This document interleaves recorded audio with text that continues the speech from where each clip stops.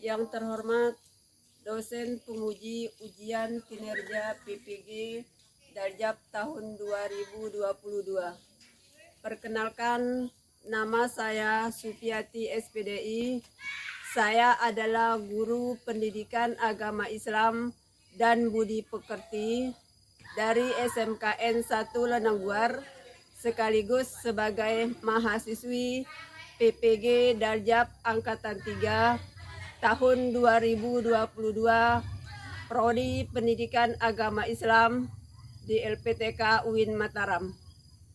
Pada hari ini saya akan melaksanakan kegiatan praktek pembelajaran untuk memenuhi salah satu tugas uji kinerja PPG Darjab Angkatan 3 tahun 2022 dengan materi perilaku taat, kompetisi dalam kebaikan, dan etos kerja. Untuk itu, saya mohon saran dan masukan agar kedepannya kegiatan pembelajaran saya bisa lebih baik lagi. Terima kasih. Wassalamualaikum warahmatullahi wabarakatuh.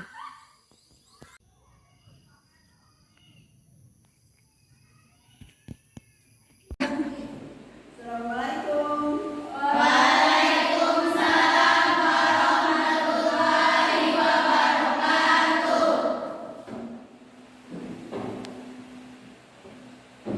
Pagi anak-anak. Gimana kabarnya hari ini? Sehat walafiat ya? Alhamdulillah, Nadia, nikmat terbesar yang diberikan oleh Allah Subhanahu wa Ta'ala kepada kita adalah nikmat sehat. Dengan nikmat sehat kita bisa hadir pada hari ini untuk melaksanakan kewajiban kita, yaitu menuntut ilmu. Semoga ilmu yang kalian pelajari dan kalian dapat pada hari ini mendapat berkah dan ridhonya Allah Subhanahu wa Ta'ala. Amin, amin ya rabbal alamin. Oke anak-anak, sebelum pembelajaran kita dimulai hari ini, terlebih dahulu kita akan berdoa. Silakan satu orang untuk memimpin doanya dulu. Duduk siap gerak. Sebelum kita belajar, marilah kita berdoa. Siap berdoa, mulai. Bismillahirrahmanirrahim. Raditu billahi rabba wa bil Islam madina wa bi Muhammadin nabiyya wa rasula. Rabbi zidni ilma warzuqni fahma. Amin. Ya anak, hari ini ada yang nggak masuk? Hadir semua. Oke. Anak-anakku, hari ini kita akan membahas yaitu pokok bahasan, yaitu tentang perilaku taat dan etos kerja. Namun sebelum Ibu menjelaskan lebih lanjut tentang materi ini, ada yang masih ingat tentang pelajaran kita minggu lalu? Silahkan Imelda. Pelajaran minggu lalu yaitu tentang beriman kepada malaikat-malaikat Allah SWT, di mana malaikat selalu mengawasi gerak-gerik kita dimanapun kita berada. Iya. Malaikat itu adalah makhluk yang gaib, namun selalu mengawasi umat manusia dimanapun kita berada. Baiklah anak-anak, sekarang kita ke materi kita pada hari ini, yaitu tentang perilaku taat dan etos kerja.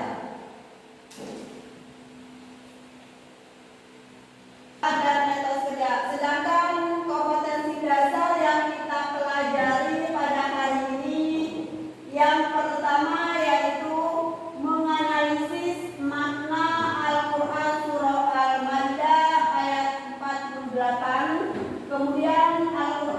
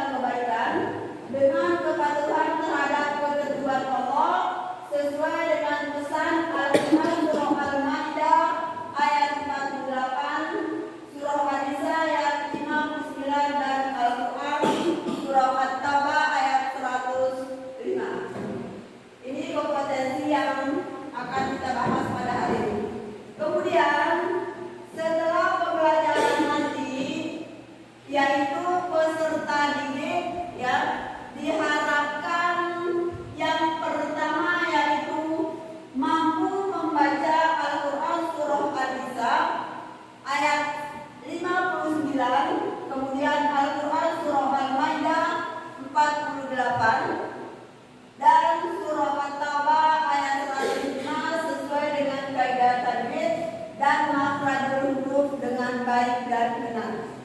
Kemudian yang kedua, menjelaskan isi kandungan Al-Quran surah Al-Maidah ayat 48, Al-Quran surah An-Nisa ayat 59 dan Al-Quran surah At-Taubah ayat 105. Yang ketiga, menampilkan contoh perilaku taat kompetitif dalam kebaikan dan kerja keras berdasarkan Al-Quran surah An-Nisa ayat 59, Al-Quran surah Al-Maidah 48 dan Al-Quran surah At-Taubah ayat 105. Sedangkan yang terakhir, menyajikan keterkaitan antara perintah berkompetensi dalam kebaikan dengan kepatuhan terhadap ketentuan Allah sesuai dengan pesan Al-Quran surah Al-Maidah ayat 48, Al-Quran surah An-Nisa ayat 59 dan Al-Quran surah At-Taubah ayat 105. Itu tujuan pembelajaran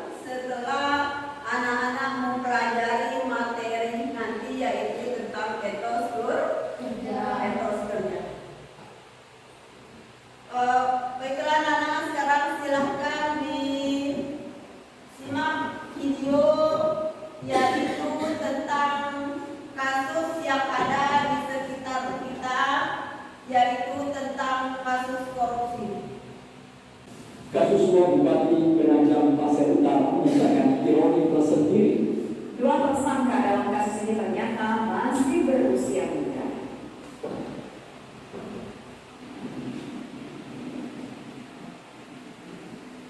Kasus suap Bupati Penajam Pasir Utara menyisakan ironi tersendiri. Dua tersangka dalam kasus ini ternyata masih berusia muda. Sang bupati Abdul Ghafur Masud, 35 tahun. Itu tadi kasus korupsi seorang kepala daerah. Menurut kalian memalukan nggak tentang berita korupsi itu? Memalukan. Ada yang mau menanggapinya? Saya Bu, Ya, silakan Susi. saya ingin menanggapi masalah korupsi tersebut. Menurut saya korupsi tersebut adalah perbuatan tidak baik karena sebaiknya sebagai manusia berlomba-lomba dalam kebaikan, bukan malah berlomba-lomba mencari harta kekayaan. Orang yang korupsi tersebut mencerminkan bahwa dirinya tidak dekat kepada Allah SWT, karena apabila dirinya dekat kepada Allah maka dia tidak akan tega memakan hak-hak orang lain. Ya, bagus sekali ya. Setelah ditanggapi oleh temannya, ada yang mau memberikan solusi tentang kasus tersebut? Ya, silakan Nanda. Menurut saya, solusi dari korupsi tersebut adalah: satu, meningkatkan ajaran agama karena memakan hak orang lain itu tidak baik. Dua, merubah sistem pengkajian pemerintahan daerah. Tiga, meningkatkan penegakan hukum di Indonesia agar pelaku korupsi tersebut semakin jerak. Ya, bagus sekali ya. Korupsi itu adalah suatu perbuatan yang tidak baik. Sementara di dalam Al-Quran surah At-Taubah dijelaskan supaya kita itu dianjurkan untuk bekerja keras, yaitu untuk mencapai kebaikan, ya, bukan malah berlomba-lomba di dalam mengumpul harta kekayaan. Sekarang kita akan membacakan yaitu Al-Quran surah At-Taubah ayat 105. Kita akan baca sama-sama, ibu duluan, nanti ikuti ibu ya. Ya. A'udzu billahi minasy syaithanir rajim.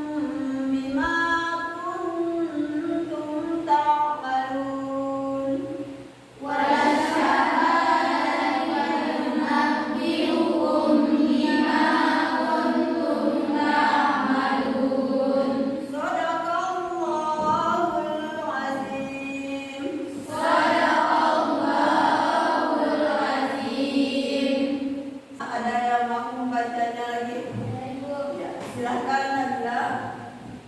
A'udzu billahi minasyaitonir rajim. Bismillahirrahmanirrahim. Wa qul i'malu fasayarallahu amalakum wa rasuluhu wal mu'minun. Wa saturadduna ila alimil ghaibi wasyahadati fayunabbi'ukum bima kuntum ta'malun. Shadaqallahul adzim. Masya Allah, bagus sekali ya. Itu tadi ada ya bacaan Al-Quran surah At-Taubah ayat 105 yang menjelaskan tentang etos kerja. Sekarang silahkan anak-anak bergabung ke kelompoknya masing-masing. Silakan. Bila banyak masalah hidupmu, ku harap dirimu tak usah mengeluh. Percaya dan yakinkan dirimu, kau bisa mengubah keluh jadi senyum. Tak ada satupun manusia yang tak pernah disinggahi masalah. Mungkin inilah cara yang kuasa untuk jadikanmu lebih dari dewasa. Senyum. Silakan ya dicari penyebabnya apa ya, tulis penyebabnya, kemudian solusinya bagaimana terhadap kasus yang kalian diskusikan. Silakan ya. Silakan. Kemudian anak untuk mengerjakan diskusi kelompoknya sudah selesai? Sudah. Sekarang silakan nanti masing-masing kelompok yaitu untuk mempresentasikan yang hasil kerja kelompoknya. Sekarang Ibu persilakan dari kelompok 1 dulu untuk mempresentasikan hasil diskusi kelompoknya. Silakan kelompok 1.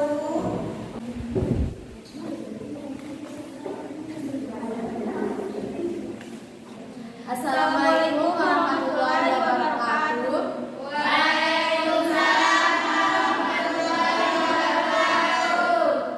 Kami perwakilan dari kelompok 1 akan mempresentasikan hasil diskusi kami, yaitu tentang kasus kecurangan ujian matematika yang akan disampaikan oleh teman saya, yaitu Nabila Fitriani. Kasus kecurangan ujian matematika. Penyebab 1. Kurangnya pengawasan dari pihak sekolah atau penyelenggara ujian nasional terhadap siswa sehingga terjadi kebocoran soal ketika ujian nasional berlangsung. Penyebab yang kedua, kurangnya penerapan larangan pada saat ujian nasional berlangsung, seperti larangan membawa media elektronik atau menghitung misalnya menggunakan kalkulator. Solusinya, solusi 1, apabila hal ini tidak segera ditindak lanjut, maka akibatnya di daerah-daerah yang mendapat bocoran soal nilainya akan menjadi tinggi dibandingkan dengan daerah-daerah yang tidak mendapatkan bocoran soal. Solusi yang kedua, siswa-siswa akan menjadi malas dan meremehkan soal karena sudah tahu dari bocoran soal dari ujian tersebut. Sekian dari kami. Apakah teman-teman ada yang ingin bertanya? Ya, silahkan. Kita sebagai pelajar, bagaimana supaya tahun depan pada saat ujian nasional tidak terjadi kebocoran soal ini? Baiklah, saya akan menjawab pertanyaan dari saudari Neneng. Menurut saya, kita harus menerapkan kejujuran sejak dini dalam keadaan bagaimanapun, dan apabila kita sudah terbiasa untuk berperilaku jujur, maka kita akan menolak hal-hal seperti tersebut. Dan sebaiknya apabila kita menghadapi ujian, maka kita harus belajar dengan sungguh-sungguh. Terima kasih. Apakah ada yang ingin bertanya lagi? Tidak ada. Baiklah, saya akan menutup presentasi dari presentasi kami hari ini. Sekian dari kami. Wabillahi taufiq wal hidayah. Wassalamualaikum warahmatullahi wabarakatuh.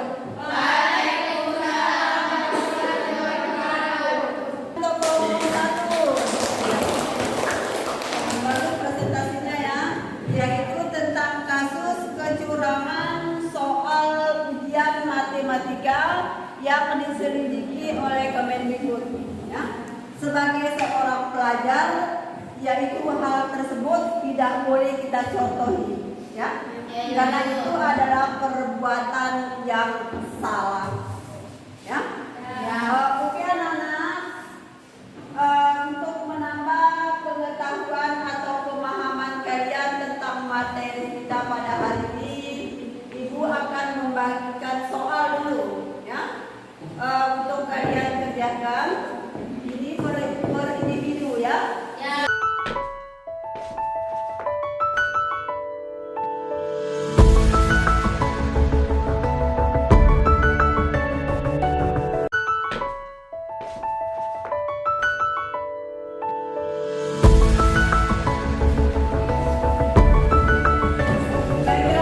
Dari penyampaian materi tadi Ibu, dari awalnya sampai tadi kita mengerjakan soal, apakah ada yang belum mengerti tentang materi kita pada hari ini? Yang ingin bertanya itu, Silakan Saudara Dwi. bagaimana prinsip etos kerja dalam agama Islam dan apa contoh dalam kehidupan sehari-hari? Iya, bagus sekali pertanyaannya ya. Bagaimana prinsip etos kerja dan apa contoh di dalam kehidupan sehari-hari?